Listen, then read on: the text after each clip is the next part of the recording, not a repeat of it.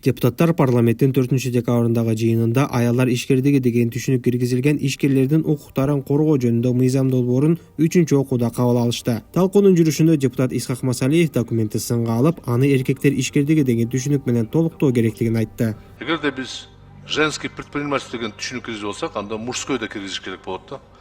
Келгиле мужской эркектин предпринимательство деген киргизели, андан кийин пенсионерлердикини, анан жаш балдардыкы, окуучулардыкы, студенттердики андай болбош керек болчу да. Парламент төрагасы Нурланбек Шакиев кесиптешин колдоп, ишкерликте бардыгы тең болушу керектигин белгиледи. Ал аялдардын шайлоодогу квотасында кайра карап чыгуу зарыл экенин кошумчалады. Гендер дейбиз, гендерде биз дайыма артыкчылыктарды беребиз, тең укуктуулукка шайлоого келгенде гендер иштебей калат. Шайлоодо да караш керек гендер маселесин, квота маселесин карашыбыз керек.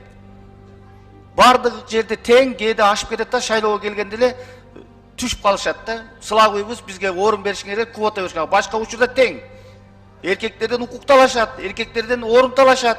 Жооп катары мыйзам долбоорунун демилгечиси Камила Талиева чоң жыйындардын биринде ишкер айымдарга документти парламент төрагасы колдогонун айтып койгонун билдирди. Мен жылуу пикир айтып келдим эле, бүгүн бир аз калпычы болгондой болуп калдым. Мен дагынчы бийлик талашкан эч ким жок, айланайын эркектер.